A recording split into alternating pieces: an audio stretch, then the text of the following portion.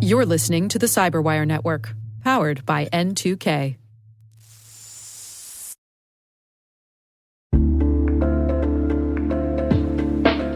And now, a word from our sponsor, SpyCloud, the cybercrime analytics leader. SpyCloud disrupts cybercrime by telling you what criminals know about your business and your customers, so you can take action to prevent ransomware, session hijacking, account takeover, and online fraud. SpyCloud constantly recaptures and analyzes new data from the criminal underground, including credentials, session cookies, and PII siphoned from malware-infected devices. With knowledge of the specific exposed data criminals have in hand from InfoStealer malware on managed and unmanaged devices, security teams can respond with a more efficient and effective process called post-infection remediation that fits seamlessly into existing incident response frameworks. Get SpyCloud's post-infection remediation guide outlining the 7 steps for preventing a malware infection from becoming a full-blown ransomware incident. Visit spycloud.com/cyberwire. That's spycloud.com/cyberwire. And we thank SpyCloud for sponsoring our show.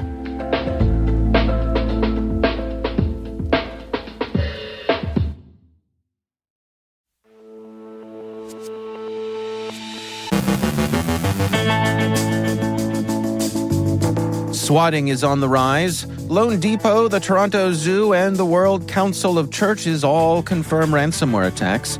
Iran-linked hackers target Albania. Sea Turtle focuses on espionage and information theft. Fake security researchers offer phony ransomware recovery services. Could AI make KYC EOL? Avast enhances Babuk decryption. Joe Carrigan looks at the human side of email security.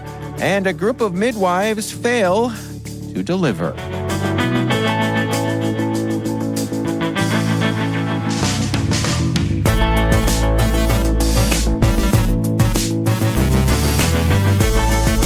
It's Tuesday, January 9th, 2024. I'm Dave Bittner, and this is your CyberWire Intel Briefing.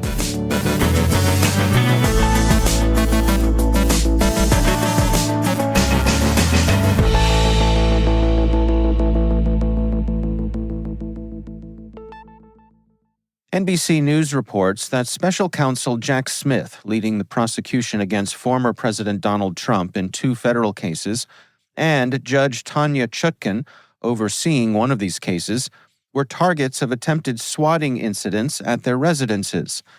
Swatting is a criminal harassment tactic involving false reporting of serious incidents to draw a heavy police response to a specific location. In Smith's case, a 911 call falsely claimed he had shot his wife, but deputy U.S. Marshals at his home confirmed it was a hoax. Chutkan experienced a similar situation, with police responding to a falsely reported shooting at her home. No arrests have been made in either case. Smith, who's been prosecuting Trump for alleged efforts to overturn the 2020 election results and mishandling classified documents at Mar-a-Lago, has faced numerous threats and intimidating communications, particularly after Trump's inflammatory posts about him. Chutkan has also encountered threats. A Texas woman was arrested for leaving a threatening voicemail for her. Trump has specifically targeted Chutkan on social media, leading to a gag order against him, later narrowed by an appeals court. The security concerns for judges and prosecutors have been escalating. The recent swatting incidents underscore the heightened security concerns surrounding high-profile legal cases involving political figures.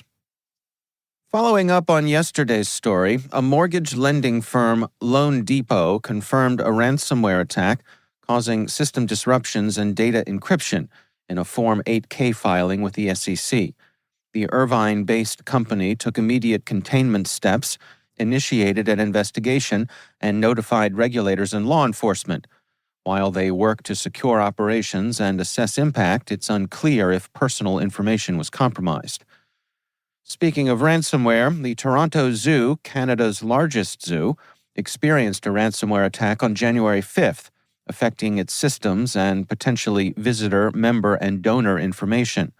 Immediate steps were taken to assess the impact, and the zoo remains open with animal care systems unaffected. The incident, reported to Toronto Police Services, is being addressed with the assistance from City of Toronto's Chief Information Security Office and external cybersecurity experts. This follows similar incidents in Toronto, including the public library system and Sick Kids Hospital. The World Council of Churches, the WCC, representing numerous Christian denominations, was hit by a ransomware attack during the Christmas season.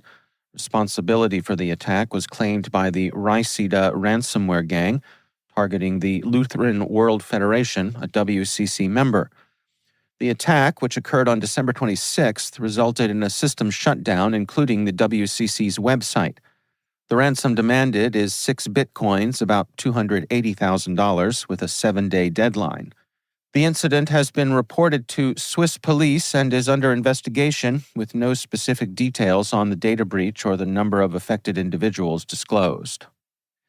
And in a reminder that the effects of ransomware can extend beyond the event itself, New York Attorney General Letitia James reached an agreement with the Refuah Health Center following a ransomware attack in May 2021 that compromised sensitive patient data. The attack, perpetrated by the Lorenz ransomware group, was facilitated by outdated and unsecured administrator credentials. Refuah failed to maintain appropriate cybersecurity controls, leading to extensive data breaches, including personal and health information of over 260,000 individuals.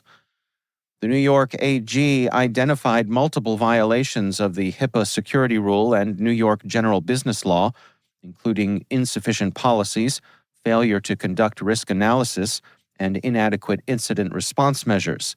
As part of the agreement, Refuah will invest $1.2 million in cybersecurity improvements and pay $450,000 in penalties and costs. They are also required to notify affected individuals and enhance their security and incident response policies. Turning to international news, a group of Iran-linked hackers known as Homeland Justice used a wiper malware named No Justice in a series of cyber attacks targeting Albanian organizations in December. These attacks hit the Albanian parliament, telecom companies One Albania and Eagle Mobile, and Air Albania. No Justice, identified by Clear Sky researchers, crashes Windows OS, preventing rebooting, and a PowerShell script spreads the wiper across networks. The malware had a valid digital signature and required admin privileges. The attacks may have been in retaliation for Albania sheltering the Iranian opposition group MEK. The full extent of the damage is unclear, but Homeland Justice's operations pose a threat to other countries and are likely state-sponsored. Researchers at Hunt and Hackett describe Sea Turtle, believed to be a Turkey-based advanced persistent threat group. Sea Turtle focuses on espionage and information theft targeting public and private entities. From 2017 to 2019, it was primarily known for DNS hacking, but has more recently changed tactics to better evade detection. Microsoft and the Greek National CERT have highlighted its intelligence-gathering activities aligned with Turkish interests. The group targets organizations in Europe and the Middle East, especially governmental bodies, Kurdish groups, NGOs, telecommunication entities, ISPs, IT service providers, and media organizations. Their modus operandi includes intercepting internet traffic to gain unauthorized access to networks and using reverse shell mechanisms for data extraction. Organizations hit by ransomware face uncertainty about whether cybercriminals will actually decrypt and delete their stolen data, even after paying the ransom. HelpNet Security reports that imposters posing as security researchers are offering to hack into the ransomware group's servers to delete the exfiltrated data for a fee. Arctic Wolf researchers encountered this scam in 2 cases involving victims of Royal and Akira ransomware. The imposters, using aliases like Ethical Side Group and Xanonymous, approached victims via online chat, provided proof of access to data, warned of future attack risks, specified the stolen data amount, and demanded less than 5 bitcoins, around $220,000. It's unclear if these follow-on extortions are connected to the ransomware groups or are independent actions. In both cases, this additional extortion attempt was unsuccessful. KYC, Know Your Customer processes, essential for financial institutions, banks, and fintech startups, are at risk due to generative AI advancements. These processes often use ID images or selfies for customer identity verification. A report from TechCrunch examines how posts on platforms like Twitter and Reddit demonstrate how attackers could manipulate selfies using generative AI tools to create convincing deepfaked ID images and potentially bypass KYC checks. Although there's no evidence of generative AI being used against actual KYC systems yet, the ease of creating deepfaked images is concerning. The growing threat extends to bypassing liveness checks, which are designed to ensure a real person is present during verification. These checks are vulnerable to advanced generative AI tools capable of simulating real-time actions like head turns. As generative AI technology improves, even human reviewers might struggle to distinguish between real and deepfaked images and videos, potentially rendering this type of KYC ineffective as a security measure. A tip of the virtual hat to Avast, who in cooperation with Cisco Talos and Dutch police have released an updated version of the Avast Babuk decryption tool, capable of restoring files encrypted by the Babuk ransomware variant called Tortilla. Well done.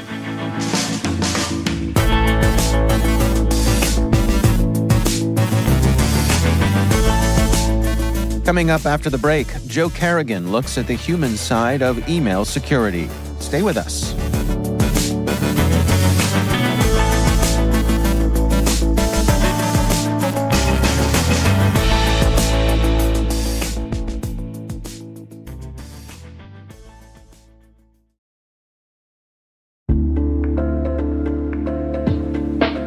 Hey everybody, I want to take a few minutes here and talk about our sponsor, Splunk. You know, you need to keep operations humming around the clock, but potential disruptions are everywhere. Splunk helps you predict problems and find and fix issues fast, so you can reduce risk and ditch downtime. The world's largest enterprises rely on Splunk's unified security and observability platform to become more efficient, resilient, and innovative.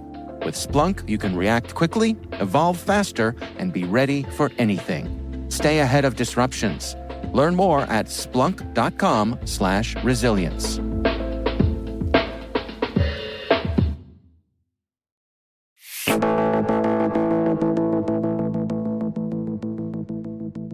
And joining me once again is Joe Carrigan. He is from the Johns Hopkins University Information Security Institute and also my co-host over on the Hacking Humans podcast.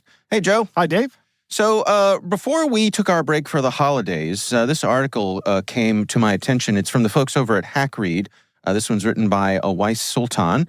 And it was about the human elements that impact email security. And this is something right up our alley over on Hacking Humans. And I thought it was something we could target here today. What's some of the information here you think is worth sharing? Well, I'm going to say, it's not really said in this article, but I'm going to say it again, Dave. I love saying it so much. Email's terrible. Fair enough. It's the only system that we have as internet users where anybody can just put anything they want into your inbox. If I wanted to host a web server, I don't necessarily have to accept information from people. Right. I could just host static web pages and never take anything more from somebody other than a request for that page. Yeah. That's it. Email is not like that. Email, by definition, I have to have some kind of service on a computer somewhere that then gets that information directly in front of me. Right. And that's really the problem because can be anybody. Yeah. And now is essentially anybody. And that's kind of where this article goes. Okay. It starts off with an interesting fact that around 82% of all breaches that occur in business environments are from some employee taking some action based on email. Clicking on a link or installing software that's attached to an email. And the article points out that this is because of something called action bias, which is part of the human psyche Yeah. that is, I've got this very important email. I have to take care of it right now. It's part of what I call is the fight or flight part. It's we've had people who talk about the raptor brain versus the thinky brain. Right. The raptor brain's very, and I can't remember the lady's name who talked about that, but I really liked it. Yeah. It's really smart because, our reptilian brain does the processing very quickly. Right. And our thinking brain does processing very, very slowly. I wish I could remember her name but she's probably sitting there listening right now going, that's my work he's talking about. Anyway, it's those kind of things that we need to engage is the thinking part of things. We need to get people to think about what they're doing and not just respond to things. It's not just like that Far Side stimulus response. Don't you ever think it's yes, this is a stimulus coming in, but try to think about it. Try to be mindful of what you're doing, and we can train people for this. That's one of the other points in this article is that you can train people not to respond to these kind of perceived threats or perceived requirements for action right away. Because what they're trying to do is short circuit the thinking part of your brain. Exactly. They're trying to take that part of you out of the equation and just use essentially your amygdala and your reptilian brain. Yeah. Which is actually a real part of your physiology. What are some of the suggestions here for better coming at this? First off, they say create backups of all your data, which is a great idea because one of the bad outcomes is ransomware, where people destroy your data. So keep backups of the data. Right. And then another thing they say is access control. This is what I like to refer to in the industry. It's called the principle of least privilege. Yeah. And we've been talking about this over on Hacking Humans a lot, about people getting access to things and then never losing access to it. Right. That access remains. Forever. Even sometimes after the employee is no longer with the company. We just talked about that recently. Right. where that happens. It's an easy thing to overlook. It is. Yeah. It is. So have policies that limit access to things. And if somebody needs temporary access, make sure that access expires when they no longer need it. Yeah. I know it's a hassle, but it's part of what has to happen. Yeah. What about like security awareness training? Security awareness training is an absolute must. Perry Carpenter, who is host of Eighth Layer Insights on the CyberWire network, and also a friend of our Hacking Humans show and this show, he talks about your security culture. And one of the things that he said, he's been talking about recently, is that you have a security culture whether you realize it or not. Right? Mm-hmm. And you need to implement and think about that proactively. And putting a security culture in place and building that security culture is going to involve a security awareness program that helps your people think through these kind of attack scenarios. Mm-hmm. Yeah, I mean, over on Hacking Humans, we talk about this notion of being immunized against these sorts of attacks. Inoculated, right. That even just the awareness of what to look out for can make a huge difference. Yeah, I can't remember who did this study a while ago, but if you Google it, you'll find it. But there was a study where they took two groups of people, and they told one group of people how the tobacco companies lied about the effects of tobacco, which we all now agree tobacco is bad for you, right? Right. In the 1970s, that wasn't the case. Yeah. We didn't all agree on that. But the tobacco companies manipulated the media and scientific reporting and funded their own studies to find out or to say that, no, tobacco is fine for you. Sure. And then they exposed people to other things like I think climate change was one of the things they talked about, and they were like the people who had been exposed to the information about the tobacco companies were not as ready to disbelieve things. When they saw critical information, they wanted to know the source of it. Oh, interesting. And they were like, okay, well, who funded this study? They asked questions like that. So having just been exposed to lies, they've or not lies, data manipulation, having to understand how it works, they've started asking those questions. Well, that works across the board for just about everything, right?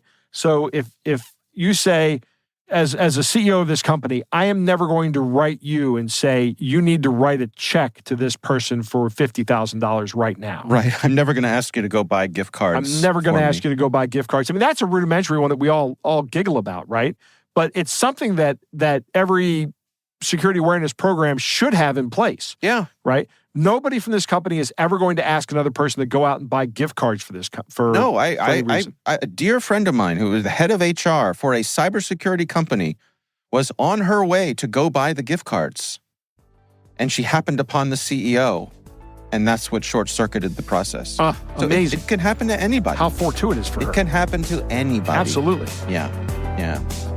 All right. Well, it's an interesting read here. Again, this is from the folks at HackRead. It's titled How Human Elements Impact Email Security. Joe Kerrigan, thanks for joining us. My pleasure, Dave.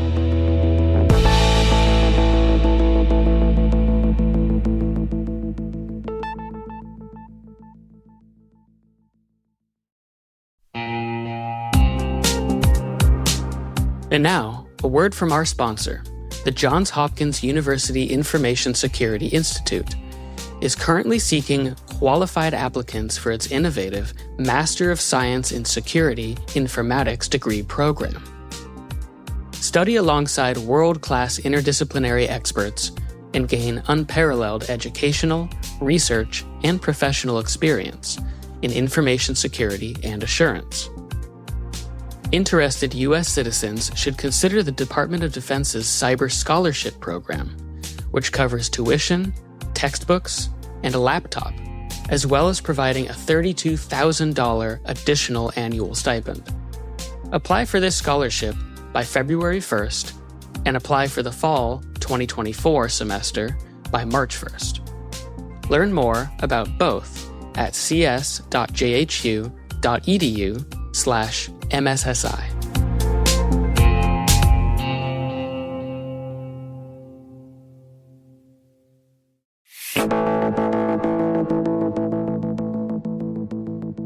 And finally, clients of Midwives of Windsor in Ontario experienced a rude awakening, finding out their sensitive personal and pregnancy-related data had been exposed due to a cyber breach in April 2023. This breach, only disclosed to clients months later, 9 months later, included names, birth dates, addresses, emails, phone numbers, pregnancy details, treatment information, prescriptions, patient IDs, and health insurance data. Although there's no reported misuse of the data yet, the potential for phishing attacks or identity theft looms large. Midwives of Ontario has since secured the compromised email account and is investigating with third-party experts. As clients navigate this breach, one can't help but note the irony. Midwives, experts in delivering timely care, seem to have missed the mark in delivering timely information.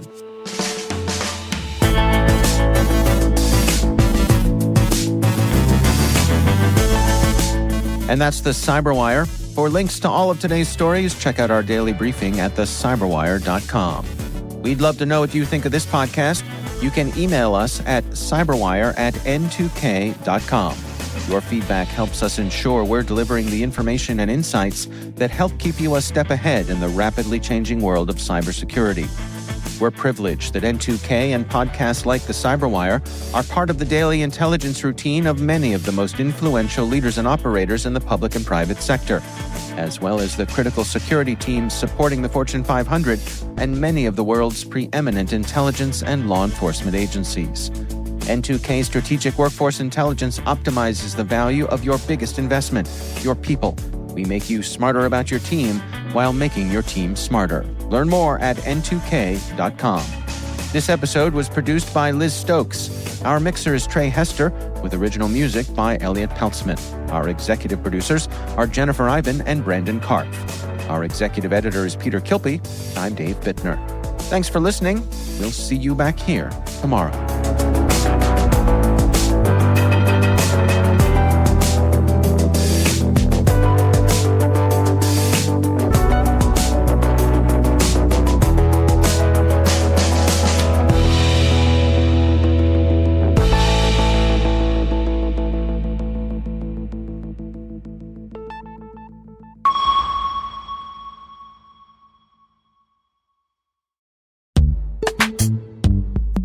From dozens of spreadsheets and screenshots to fragmented tools and manual security reviews, managing the requirements for modern compliance and security programs is increasingly challenging.